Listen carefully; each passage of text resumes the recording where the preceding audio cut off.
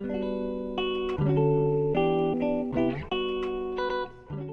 bien bonjour à tous, c'est la plume moderne. Et aujourd'hui on se retrouve pour un nouveau concept vidéo. Donc un concept vidéo que je n'avais pas présenté durant la présentation de la chaîne. Donc ce concept vidéo, c'est quoi? Ça va être une lecture animée d'une œuvre.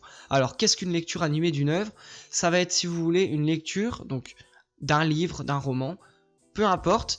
Donc je vais vous le lire. Donc bien évidemment animé. Pourquoi animé? Tout simplement pour pas que vous vous endormiez, bien évidemment, que vous soyez quand même devant une vidéo et pas non plus devant un son. Je vais l'animer avec différentes images. Je vais aussi donner de l'intonation dans ma voix pour qu'elle soit entre guillemets parfaite, pour pas que vous soyez ennuyés. Je vais bien travailler là-dessus pour vous. Donc voilà, donc vous verrez ça juste après ce message. Donc juste avant la lecture, je vais juste vous expliquer entre guillemets le concept des lectures animées. Donc comme je vous ai expliqué, lecture animée, voilà, montage vidéo, tout ça, ça en est clair. Donc ça va être réparti sous forme de vidéos. Donc si vous voulez, ça va être une histoire qui va être racontée en plusieurs vidéos, donc en plusieurs chapitres, si on peut voir ça comme ça. Donc voilà, c'est juste ce que j'ai à dire. Donc selon entre guillemets le temps de l'histoire, je rajouterai plus ou moins de chapitres. Je vais essayer de faire ça au mieux pour vous.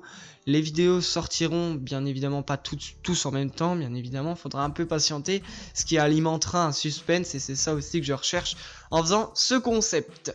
Donc voilà, donc aujourd'hui nous allons lire Lumière inaperçue, donc c'est le titre. Donc il s'agit d'une nouvelle.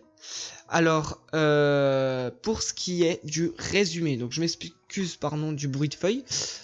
Donc le résumé, il se réveille soucieux de ce qu'il pourra faire. C'est un humain, son cœur lui parle. Le monde le regarde, il attend, il le fera. Voilà, donc ça c'était pour le résumé, donc j'ai essayé de donner entre guillemets le cadre un petit peu de la nouvelle. Donc l'auteur, je vous le citerai à la fin, pas à la fin de la vidéo, mais à la fin de l'œuvre, à la fin de cette nouvelle. Pourquoi? Parce que c'est un choix personnel. Voilà, donc ensuite, je vais retourner ma feuille, ça va encore faire du bruit. Voilà. Ensuite, donc voilà, donc il s'agit d'une nouvelle. Pour ce qui est du genre, je vais plus tendre au niveau du drame tout de même, et aussi pas du thriller, parce que pour moi c'est pas angoissant, on va dire du drame, hein. C'est pas une histoire, on va dire, qui est joyeuse. Donc pour ceux qui aiment bien les histoires joyeuses, je vous la conseille quand même, parce que pour moi ça vaut le coup.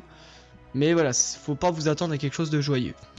Voilà, donc je vous remercie tout simplement de m'avoir écouté, je vous remercie de suivre cette vidéo et je vous remercie aussi pour tout l'accueil que vous faites à mes vidéos, même s'il y a peu de personnes, je vous remercie pour tout.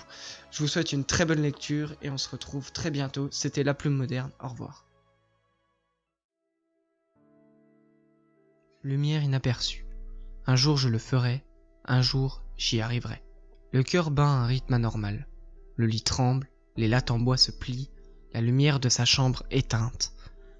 Des yeux quant à eux s'illuminent, sa main fébrile frappant l'interrupteur violemment.